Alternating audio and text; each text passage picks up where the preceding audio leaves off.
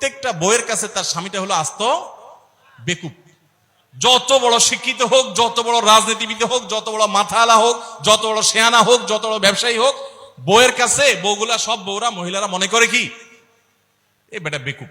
Maximum ক্ষেত্রে এটার ভিতরে আলাদা একটা আনন্দ আছে। বউয়ের কাছে বেশি শেয়ানা সাজার ভিতরে বেশি আনন্দ নাই। পরিবারের কাছে বেশি শেয়ানামি করতে হয় না, সেখানে বোকা সাজার ভিতরে একটা আনন্দ আছে। যাই হোক, বাজারের কথা বলছিলাম যে বাজার করে মহিলাদের খুশি করা খুব কঠিন। আপনি গোশত কিনেন, মাছ কিনেন, যাই কিনেন, তারা খুব কমই সন্তুষ্ট থাকে বেশিরভাগ ক্ষেত্রে। সব মেয়েদের কথা বলছি না। কেন সন্তুষ্ট থাকে না? কারণ তারা আশা করে আরো কম দামে কিনবেন, আরো কম দামে কিনবেন। আপনি জিতে গেলে তারা খুশি, হেরে গেলে আপনারা বকা দিবে সে। তো এক সরকারি কর্মকর্তা, বড় কর্মকর্তা আমাকে বলতেছিলেন যে দেখেন, আমি সারা জীবন বাজার করি আর বইয়ের বকা শুনি। আমি চলে যাওয়ার পর আমার অফিসের একজন কেরানি আছে, তাকে দায়িত্ব দিছি বাজার টাজার করার জন্য।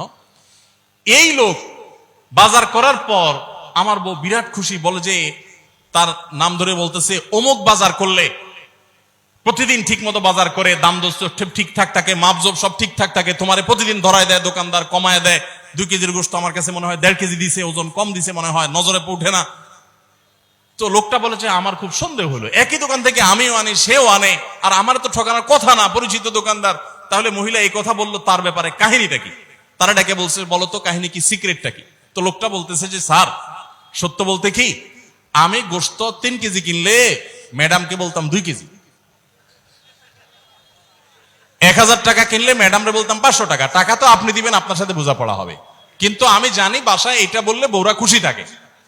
তো এই জন্য আমি একটু কমায় কমায় বলি দাম, আর জিনিস কমায় কমায় বলি। তখন সে প্রতিদিন 2 কেজি মাংস যেটা দেখে আপনি আনেন, আজকে দেখে যে সে 1 কেজি মাংস ওই পরিমাণ, তখন সে তো খুশি হবেই স্যার।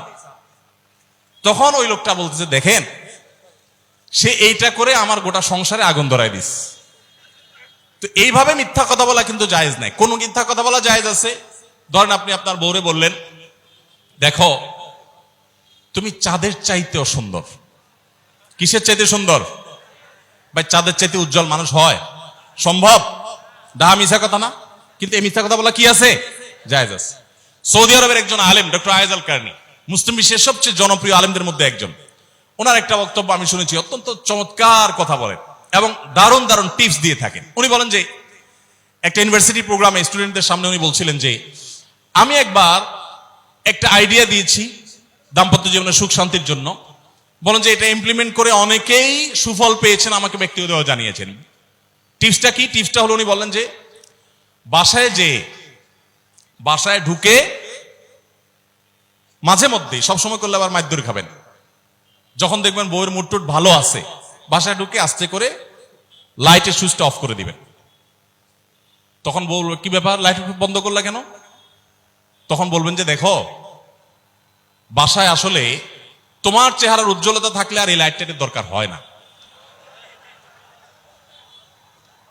মহিলা ধরে ফেলবে যে আপনি পাম্পটে দিচ্ছেন, বাতাস দিচ্ছেন, কিন্তু পাম্প যাকে দেন সে যতই বুঝুক না কেন কিছু না কিছু কাজ হয়, কিছু না কিছু। একেবারে শতভাগ যদি বুঝে কাউকে প্রশংসা করছেন, সে বুঝে, তারপরও সে একটু খুশি হয়, ভালো লাগে।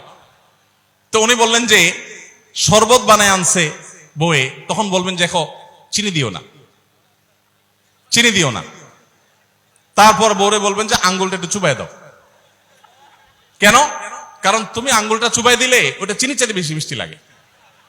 এই যে কথাগুলো, এই কথাগুলো আসলে সত্য কথা না। তো এই টাইপের কথা স্বামী স্ত্রীর মধ্যে মিথ্যা হলেও সেটা কি আছে? জায়েজ আছে। ভাইরা আমার, এই জন্য দাম্পত্য জীবনে সুখ শান্তির জন্য একে অন্যকে ভালোবাসা, প্রশংসা করতে জানা, বিশেষ করে স্বীকৃতি দিতে জানা, ভালো গুণগুলোর কথা বলা, এটা হারিয়ে গেছে। অনেকে মনে করে যে না, ভালো গুণ বললে মাথায় উঠবে, এটা ভুল।